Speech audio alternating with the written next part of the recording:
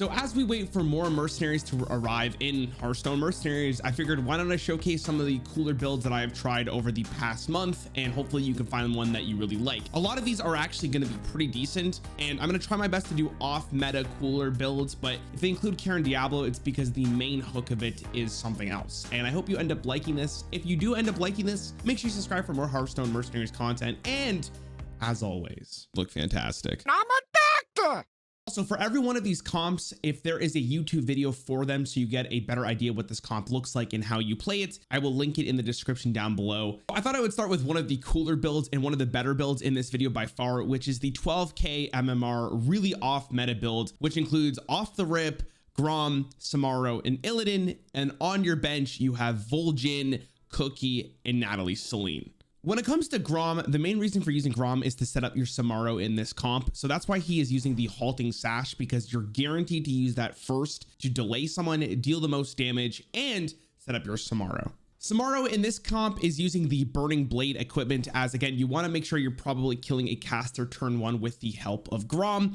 If you want to tech in Sylvanas for fun instead of Cookie, go for the Sash of Illusion, but you kind of mess up with the comp a little bit.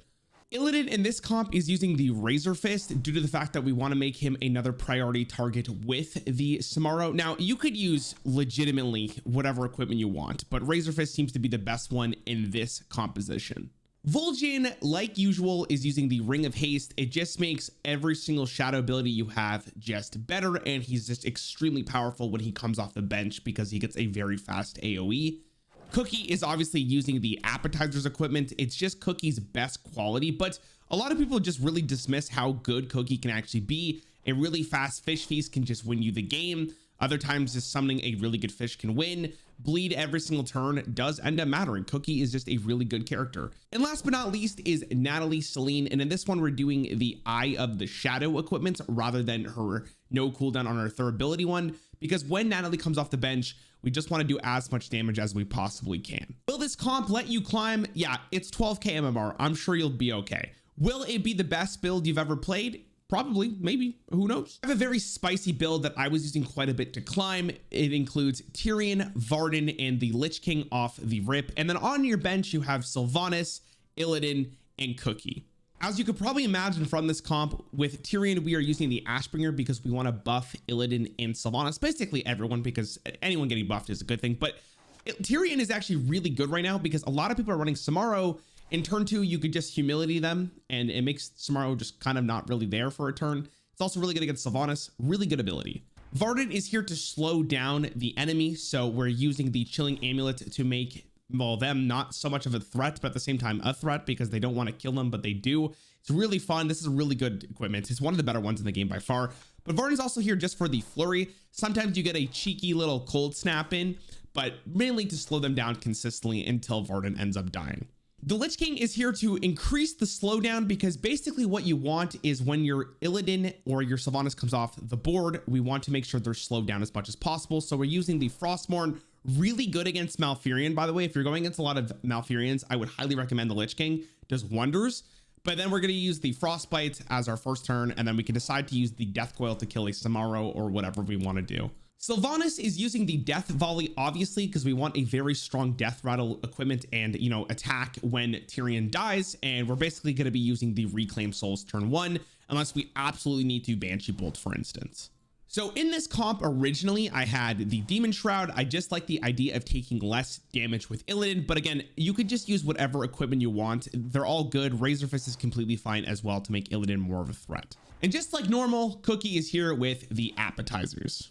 Is this comp good? Yeah, it was pretty good. Should you try it out? Absolutely. Let's go on to the next build. This was a really cool build that one of my viewers sent me, and I thought I would showcase it off in this video, even though it does have Karen and Diablo. But the main idea is to use Temzin, Diablo, and Jaraxxus off the rip, and then on the bench you have Karen, Vol'jin, and Sylvanas. Temzin is using the Last Rites equipment as you want another thing to die for Sylvanas' Reclaimed Soul, but she's also just extremely good for scaling if you need to with Vol'jin, or you just do some damage, or you can summon another thing to die for your Sylvanas. Diablo is using the Black Soulstone, but the main reason why Diablo's here is because A, he's a demon and it works really well with Jaraxxus, but on top of this, you slow down something turn 1, and then because of all the things you're summoning, he does get a lot of stats from the Black Soulstone.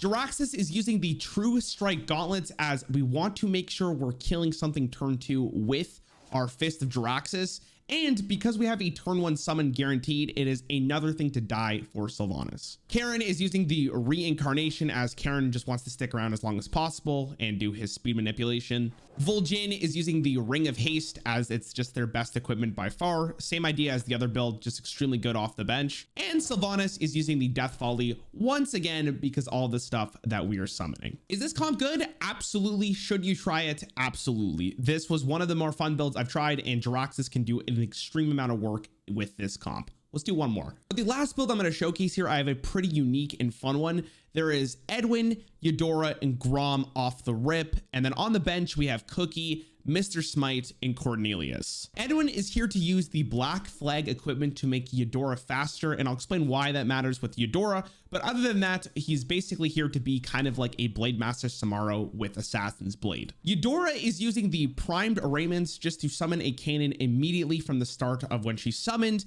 Basically, turn 1, you want to summon another cannon, and then turn 2, you want to use Covering Fire to bounce her back. Or Grom. Try not to do it with Edwin. Grom is basically here to, halting Sash so Edwin gets to attack twice, but also just to kind of be fodder and hopefully that the casters focus him instead of your fighters. Cookie is here for the Appetizers equipment to make the strategy actually happen more often because of the extra 9 life. Mr. Smite is using the Sharpened Scabbard, which I haven't fully upgraded yet, but the reason why is we're going to have damage for Eudora and Edwin, and it's kind of bugged at the moment where you actually gain attack on the bench. So use that while you can. And then the main idea is to place Mr. Smite next to Edwin so you can overboard for 0 speed the following turn. And that brings us to Cornelius, who is using the Shield of Dawn, but basically wants to be summoned off the bench at the same time as Mr. Smite to use the Blessing of Sacrifice. And then the main idea is to use Mr. Smite and Cornelius for the insane wombo combo. If you have not watched that video, go watch it and you'll see exactly what I mean by the wombo combo. It's extremely fun. Dun, dun. Oh, let's get it. Did they do nothing? You thought. Oh, it's perfect. Oh, it's perfect. Oh, it's perfect. Oh, it's perfect. You fool. Should you use this deck to climb? Probably not. Should you want to use this deck? Yeah, probably. It's super fun. Some mercenary comps that look extremely fun and is kind of different than what you're normally seeing. If you want to see more stuff like this, let me know with a comment down below. I'm super excited for more Hearthstone Mercenaries. I hope you guys are too. I'll see you in the next one.